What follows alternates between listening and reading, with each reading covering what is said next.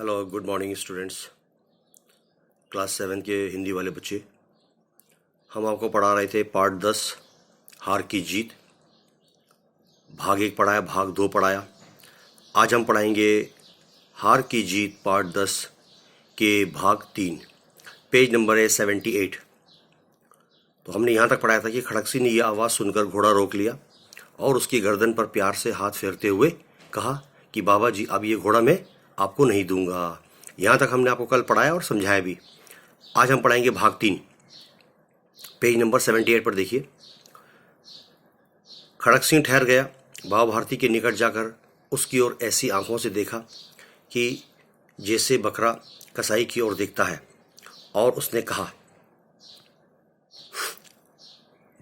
खड़ग सिंह ने बाबा भारती से कहा, ये घोड़ा तुम्हारा हो चुका। खड़ग सिंह के पास बाबा भारती गए और कहा कि ये घोड़ा तुम्हारा हो गया। मैं तुम्हें इसे वापस करने के लिए नहीं कहूँगा। क्यों? परंतु खड़ग सिंह, केवल एक प्रार्थना करता हूँ, तुमसे एक विनती करता हूँ, उसे अस्वीकार मत करना, उसे कबूल कर लेना, नहीं तो मेरा दिल टूट जाएगा। अब खड़ग सिंह सोचने लगा कि आखिर बाबा भारती क्या कहने वाले हैं। खड़ग सिंह ने कहा, बाबा जी आज्ञा दीजिए, मैं आपका दास हूँ, आपका गुलाम हूँ, आपका नौकर हूँ। केवल ये घोड़ा नहीं दूंगा। आप इस घोड़े के बारे में बिल्कुल बात न करो। बाबा भारती ने कहा खड़ग सिंह से, अब घोड़े का नाम भी मत लो, मैं तुमसे इसके विषय में, इसके बारे में कुछ नहीं कहूँगा।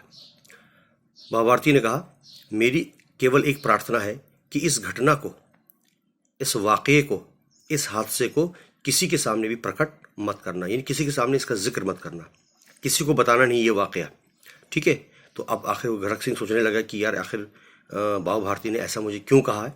तो ये था पेज नंबर 78 का भाग 3। अब आ जाओ, भाग 3 का थोड़ा सा हिस्सा है पेज नंबर 79 पर। यहाँ पर है, ये थोड़ा सा ज़ेरॉक्स है। खड़ग सिंह का मुंह आश्चर्य से खुला रह गया। वो देखने लगा, सोचने लगा कि यार हर उसका विचार था कि बाबा भारती इस घोड़े को लेकर यहाँ से भाग जाएंगे, परंतु बाबा भारती ने स्वयं ही उससे कहा, खड़ग सिंह से कहा कि इस घटना को किसी के सामने प्रकट मत करना। इससे क्या प्रयोजन सिद्ध हो सकता है, इससे क्या साबित हो सकता है। खड़ग सिंह ने बहुत सोचा, परंतु उसके समझ में कुछ नहीं आया। हार कर उसने अपनी आंखें बाबा भारती के मुख पर, चेहरे पर गड़ा दी और पूछा, बाबा जी, इसमें आपको क्या डर है। ये सुनकर बाबा भारती ने उत्तर दिया, लोगों को यदि इस घटना का, इस वाक़ये का पता लग गया तो वो किसी गरीब पर, अपाहिज पर विश्वास नहीं करेंगे।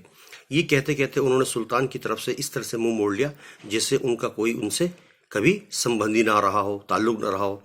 बाबा भारती चले गए, परंतु उनके शब्द खड़ग सिंह के कानों में उसी प्रकार गूंज रहे थे। सोचता था कि कैसे ऊंचे विचार है, कैसा पवित्र भाव है, उन्हें इस घोड़े से कितना प्रेम था। इसे देखकर उनका मुंह फूल की तरह खिल उठता था। इसके बिना मैं नहीं रह सकूंगा, ऐसी उन्हें गलतफहमी हो गई थी। इसकी रखवाली में वो कई रातें सोए तक नहीं। भजन भक्ति न कर रखवाली करते थे घोड़े की, परंतु आज उनके मुख पर दुख के रेखा तक दिखाई न पड़ती थी। उन्हें केवल ये ध्यान था कि कहीं लोग गरीबों पर विश्वास करना न छोड़ दें।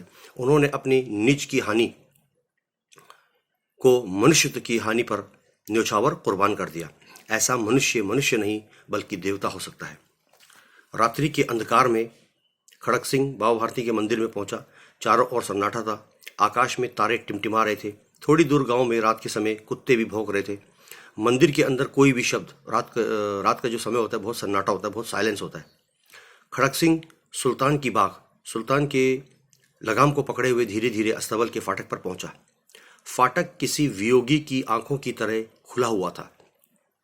साधु सन्यासी की तरह आंखें खुली होती, ऐसे से खुला होता फाटक के दरवाजे, वो फाटक।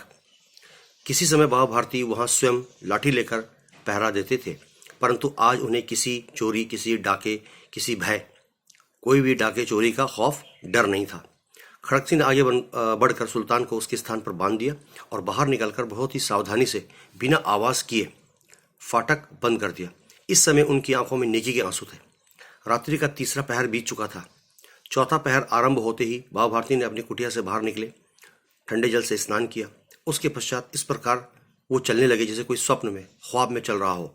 उनके पांव अस्तबल की ओर बढ़े, परंतु फाटक पर पहुंचकर उन्हें अपनी भूल प्रतीत हुई। उन्हें अपनी गलती का एहसास हो गया कि यार मैं यहाँ पर क्यों आया हूँ। साथ ही घोर निराशा ने पाँवों को, उनके पैरों को मन भर बहुत ज़्यादा भारी बना दिया। वो वहाँ रुक गए। घोड़े ने अपने स्वामी के पाँवों की चाप को पहचान लिया और जोर से हिनहिनाया। बाबा भारती आश्चर्य और प्रसन्नता से दौड़ते हुए अस्तबल के अंदर गए और अपने घोड़े को प्यार से गले लिपटकर रोने लगे। ऐसे रोने लगे मानो जैसे कोई पिता बहुत दिन बाद अपने बिछड़े हुए पुत्र से मिल रहा हो। बार बार उसकी पीठ पर हाथ फेरते, बार बार उसे प्यार करते, थपकियां देते और फिर संतोष इत्मीनान से बोले कि अब कोई गरीबों की सहायता से मुंह कभी नहीं मोड़ेगा। तो हमने आपको यहाँ तक पढ़ाया, आप इसको यहाँ तक देख लीजिए। और इसके जो प्रश्न उत्तर है यहाँ है, इसके प्रश्न उत्तर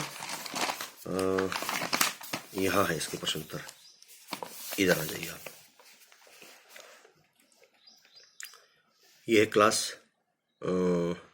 7 पार्ट 10 हार की जीत। पहला प्रश्न है बाबा भारती और सुल्तान के बीच कैसा रिश्ता था। तो यहाँ लिखा है, उत्तर है पहला, बाबा भारती और सुल्तान के बीच एक सच्चे प्रेमी जैसा रिश्ता था। दूसरा है, खड़क सिंह बाबा भारती से मिलने के लिए क्यों गया। उत्तर है, क्योंकि सुल्तान की कीर्ति उसके कानों तक पहुंची थी। सुल्तान को देखने के लिए उसका मन, उसका हृदय अधीर हो उठा, बेचैन हो उठा, इसलिए वो बाबा भारती से मिलने गया। ठीक है, अब आ जाओ, तीसरा सवाल है यहाँ, अपाहिज को कहाँ जाना था और अपाहिज वास्तव में कौन था। अपाहिज वास्तव में डाकू खड़क सिंह था और उसे रामावाला गांव जाना था। बाबा भारती अपने घोड़े सुल्तान को बड़ा प्यार, सच्चाई, ईमानदारी, दूसरों को हानि न पहुंचाना, दीन दुखियों की सहायता करना आदि। पांचवा है, खड़क सिंह ने बाबा भारती का घोड़ा क्यों लौटा दिया। क्योंकि बाबा भारती के कहे गए शब्दों ने खड़क सिंह के मन को, उसके दिल दिमाग को झकझोर दिया था। छठा है, कहानी के शीर्षक की सार्थकता बताइए। इस कहानी के शीर्षक हार की जीत की सार्थकता है। इसकी सच्चाई क्या है, सत्य, विश्वास एवं ईमानदारी आदि। धन्यवाद।